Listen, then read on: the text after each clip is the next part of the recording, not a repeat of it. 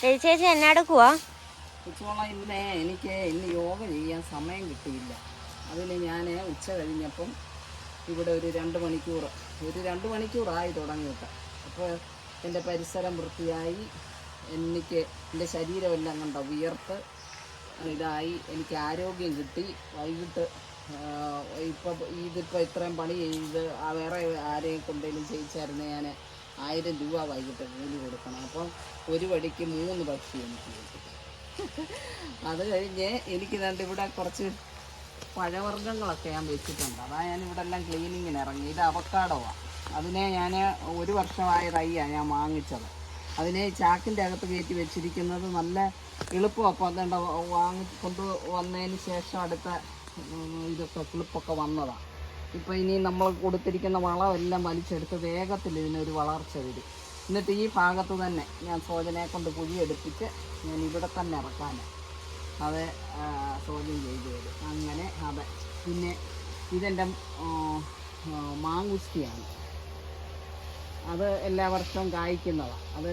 ഇതെല്ലാം ഏപ്രിലൊക്കെയാണ് തുടങ്ങുന്നത്. April, May, June, July ഒക്കെ ആകുമ്പോഴത്തേന് കായാകും. അത് മുള്ളമ്പഴമെന്ന് പറയും. എനിക്കറിയത്തില്ല, അതിൻ്റെ മുള്ളാത്തേന്നാണ് പറയുന്നത് അപ്പുറത്ത് നിൽക്കുന്നത്. അത് കഴിഞ്ഞിട്ട് ഇവിടെ എനിക്ക് ചെറിയുണ്ട്. വേണ്ട ചെറി. അത് കഴിഞ്ഞിട്ട് അബിയുണ്ട്. ഇത് അബിയുമാണ്. ഇതൊക്കെ 1 വർഷമായ തൈ വാങ്ങിച്ചു കൊണ്ടുവച്ചതാണ്.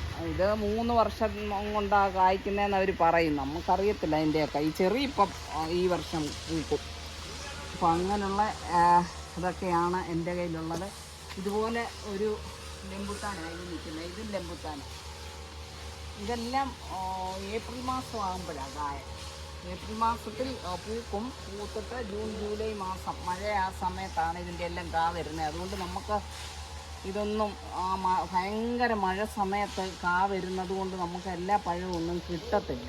നമ്മളങ്ങനെ പറിക്കാനും ഒക്കെ ഭയങ്കര അടമഴയാകുമ്പം അങ്ങനെ അതൊക്കെ അങ്ങനെ. അത് കഴിഞ്ഞിട്ട് ഞാനിപ്പോൾ ഇവിടെ ക്ലീനിങ്ങിന് വന്നപ്പോൾ കണ്ടോ കുറേ മരുന്നുകൾ. ഇത് കണ്ടോ, ഇത് പനിക്കൂർക്കയാണ്. ഇത് പിന്നെ പഴമ്പാച്ചി എന്ന് പറയും. ഇത് ആനച്ചൂടി. ഇത് വേണ്ട നിലപ്പന. അങ്ങനെ ഒരുപാട് മരുന്നുകൾ ഇവിടെ ഉണ്ട്. ഈ മരുന്നുകളുടെയൊക്കെ കുറേയേറെ പേരുകൾ എനിക്കറിയാം. എൻ്റെ വല്യമ്മ, അച്ഛൻ്റെ അമ്മ ഇവിടെ കൂടെ നിന്നാണ് ഞങ്ങൾ വളർന്നത്. അപ്പോൾ അമ്മച്ചിയെല്ലാം ഞങ്ങളെ പറഞ്ഞ് പഠിപ്പിക്കുമായിരുന്നു. ഇവരൊക്കെ വൈദ്യൻ പാരമ്പര്യമുള്ള കുടുംബങ്ങളിലുള്ള. അപ്പോൾ അങ്ങനെയൊക്കെ അതൊക്കെയാണ് ഇന്നത്തെ വിശേഷം. അതുകൊണ്ട് എൻ്റെ പണികളും തീർന്നു, എൻ്റെ പരിസരവും വൃത്തിയായി, എനിക്ക് ആരോഗ്യവും, എനിക്ക് ശരീരത്തിന് ഇന്ന് വ്യായാമവുമായി. പിന്നെ ഇന്ന് ഇത്രയും വൃത്തിയാക്കുന്നതിന് ഞാൻ കുറേ പൈസ കൊടുക്കേണ്ടി വന്നു. അപ്പോൾ ഈ കാര്യങ്ങളെല്ലാം ഇന്ന് എനിക്ക് നടന്നു. ഇത്രയേ ഉള്ളൂ. അത് ഇന്ന് തീർന്നു ഇന്നത്തെ പരിപാടി.